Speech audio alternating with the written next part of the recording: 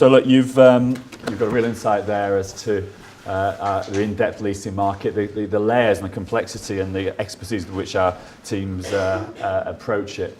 Also, the importance of brand building for these stores and the importance of our physical space for driving online sales. But what about our customer proposition? What's our customer proposition to bring together all these great brands under one roof? Which brings me on to introduce Sophie Ross. Sophie heads up our multi-channel team. Sophie joined the business with bags of retail digital experience, with stints at Home Retail Group and Homebase. And Sophie's going to talk to you a little bit more about how we create desirability. Sophie. So we've talked a lot about leasing. We're going to talk a bit about Hammerson's role in creating desirability and creating shopping centres where people want to go and spend time. So this is all about how we increase footfall and dwell time into our centres so that our retail tenants, all our tenants, want to come and take space with us because they know that there'll be people there coming and spending time. We look a lot at the Net Promoter Score, interestingly, this has increased. Our current Net Promoter Score is, across the business, is 52. This has increased year on year across all of our assets. It's higher than many brands in our centres, and it really demonstrates the value add of what we're doing. We're not just a collection of shops. It's about how we create a centre where people want to go and spend time. So Westquay, for example, actually has a Net Promoter Score of 61%, and that's up 70% year on year. Driven largely, no doubt, by the fantastic extension of Westquay South and the leisure and the F&B driving footfall and driving customer satisfaction in terms of being there. Our focus, as I said, is on footfall and dwell time and making sure that we're making places where people want to spend time. In terms of how we do this, we are creating a customer-centric culture. It's embedded within our business. We actually have a very small team working on primarily what we call product innovation, product experience. So just 4 people in the business. We also have another quite small team working on customer engagement. We've brought a lot of new skills into the business. So a lot of those people have backgrounds in retail, in digital, in project management, in product design, and in analytics. All of which are new and revised skills. We're also bringing down the average age of the business, so those kind of digital skills is helping, not me, obviously, but other people within my team, so we're on the younger end of the business. And we work closely with our teams in centre to trial, refine, and then roll out consistently across all of our centres.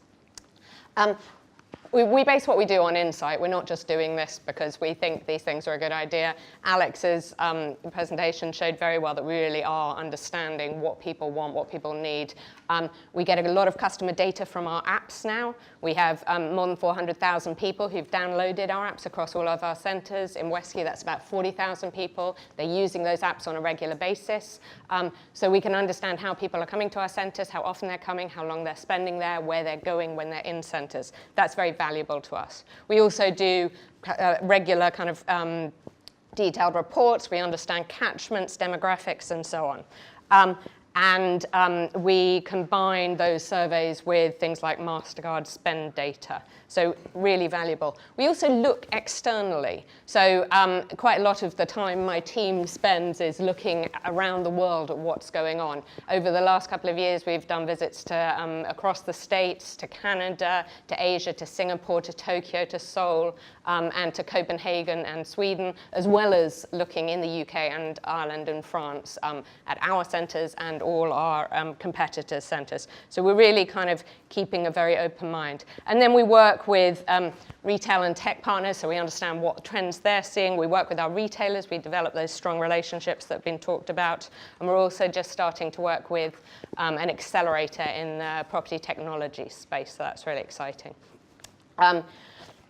In terms of the kind of connection of the innovation team, we've actively chosen not to separate that team away and have an innovation hub. We're a small team and we're at the heart of the business. We've looked at a lot of people, both in the retail world and our competitors, spend a huge amount of money on a hub, which is quite separate from the business. And the issue with that is when something is successful, they then take it to the business and there's no buy-in from the business. So what we're doing is we're understanding our customer needs, the business needs, the retailer needs, and we're then developing trials and rolling out. So it's a really kind of agile approach to that. Just to show you a few of the things that we've delivered as a team, Mark talked about the product experience framework that's been in place for about 3 years now. And this is just a taster of the kind of projects. So this is back in 2015, the kind of areas that we were focusing on. And you can see we've now moved to a significantly improved state of affairs. And the three kind of main areas of priority that we've looked at in delivering consistency across all centres are the kind of hygiene elements, the toilets, so really improving those, the wayfinding, the car parks, and putting great seating in place. These are things that have been delivered in line with the kind of usual maintenance program. So, but what we've got is we've got consistency and we've got best practice we know across our business now. And then we've got the kind of service type projects like click and collect, which our customers absolutely love, like hands-free shopping. And then we move into, and then family focused things. And then we move into the more technology innovation elements. So I'm just going to actually show you a brief video which will demonstrate some of these projects. So the first up is our wayfinding, simple, clear, well-positioned, delivered across our assets. The two examples you'll hear, see here is Victoria Gate in Leeds and then on to West Quay, so you'll see this in practice around when we look. Style Seeker is an artificial intelligence-based visual search. So you take a photo of a piece of clothing and you can see what's available in the centre where you are. It's really fantastic, based on a very inexpensive trial at Brent Cross, and we've now rolled it out across the business, and we'll demonstrate this later on as we're walking around the centre.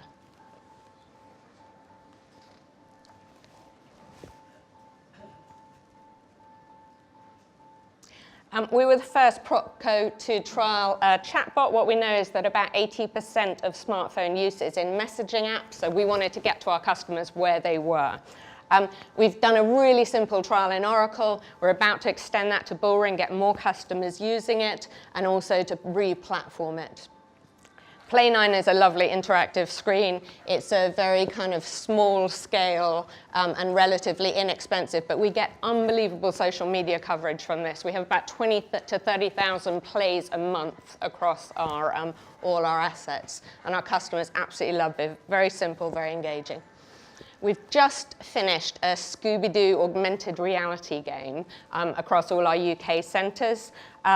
It was an opportunity to get customers going to different parts of the centre that they wouldn't normally go to, and we were also giving away these lovely soft toys, which actually drove a lot of downloads of our Plus app, which was really positive. Happy boy. Our family room, so this is in the Oracle. We've just launched the first couple, the Oracle and High Cross. Again, this is just making consistently great experiences for our customer. There's a Play9 screen in there for older kids. There are quiet places to feed. And again, really, really positive social media coverage. And finally, our hands-free service. So this is about signaling a level of service to our customers. The usage is quite small, but interestingly, the people using it are very high-value customers. So they spend more than the average customer, and they spend much longer in centre than the average customer. And this is rolling out as we speak across a number of our centres, and we'll continue to iterate it and take it to the car. In terms of moving forward, those are some of the examples of some of the things we've done. The one thing we can be certain of is that technology is going to continue to develop, and the whole retail scene is going to continue to develop at pace. So in this fast-changing environment, what we know is we have to focus on the customer and what the customer wants. We're not a technology company. We know that our customers are social and sensory. They want an experience when they come to the centre.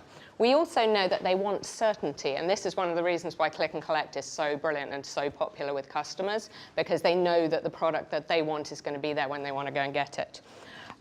But underlying that, we are not a technology company, and the key thing that we're doing is working with really fantastic partners to deliver some of this stuff, to trial and deliver it. We're not trying to build a huge technology operation within the company. We're trying to take advantage of the creativity and expertise that's out there in the market.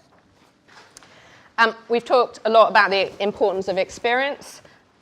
Mark showed it as one of the pillars of our product experience framework. Westquay is a great example of how we're bringing this to life through a combination of leisure and events. This has had a strong impact on footfall. We've also had really, really good media coverage and fantastic social engagement. So the day that the skating rink, which is opening on Saturday, was announced on social media, we had 3,500 likes, but not just that, we had 1,200 people commenting on that. And to actively go out and say, and kind of flat tagging each other and saying, come and meet me, we must go and book in for this. So it's just really popular. It drives footfall, it drives engagement with centres. It gives people a reason to keep on coming back. We've also done lots of exciting things around other assets. So at Dundrum, we had the Garden of Pure Imagination over the course of the summer. Again, very popular, footfall driving. And at Oracle, we've had the regeneration of the Riverside. Just by way of background, we know millennials like to go to physical spaces, but 78% of them say they'd rather spend money on experiences than on products. So this is really important. This is the future. On the other hand, customers really want certainty and convenience. So we've looked a lot at the service side of things. I flagged up hands-free shopping. We have Click and Collect in all of our centres. And they love that kind of certainty and convenience. From a retailer point of view, it's great because it's not as margin eroding as home delivery. So also positive from their point of view. We're now focusing a lot on providing life services, so making sure that we have all the things in the centres that customers want, things like post offices and doctors and dry cleaners. So that's the kind of move forward in that direction. It's a massive trend in Asia. It's creating a space where everything that you need is in one place. And then the other thing is that kind of frictionless journey more generally. So for us, car parking is a great opportunity there. And we support this with free Wi-Fi and our office-based apps. Back to the point we keep making, we're very clear that our expertise is in property and retail, so we work with great partners. So that's people like Cortexica, who's helped us to deliver the Style Seeker app, and we're now working with them on an artificial intelligence security trial. We're working with Concrete, a prop tech accelerator, to identify those startups, because there's a huge range of people out there doing all sorts of things. Working with Web Spiders on chatbots and Red Ants on hands-free shopping development. So really, we're out there all the time speaking to new and engaging people. And just by way of summary, I wanted to kind of give you a sense of how we're looking over the next 3 to 5 years. We're turning these customer trends into a roadmap for the future. So on the portfolio allocation front, we're already identifying those spaces for retail and leisure and evaluating kind of where we can repurpose space. In the kind of slightly longer term, we may look at opportunities to dispose of assets where that leisure and event space is not available to us. On the asset level, we're continually evaluating that changing customer behavior so that we deliver initiatives that are actually relevant to people. And in the multi-channel world, we're also looking at how do we support that multi-channel journey. Do we need to provide warehousing space for our retailers so they can deliver quickly into store or do home delivery from the kind of shopping centre environment? And in terms of partnerships, we have a small R&D budget. We have a very agile approach, so we will literally spend about 20,000, 30,000 on a small-scale trial in one of our centres. We will prove the value of something, and then we'll look to iterate it and roll it out in a form. And Style Seeker, again, is a perfect example, chatbot likewise. everything we do is about getting people to come to our centres more often and spend longer there, and we use footfall and dwell time as the KPIs. Thank you.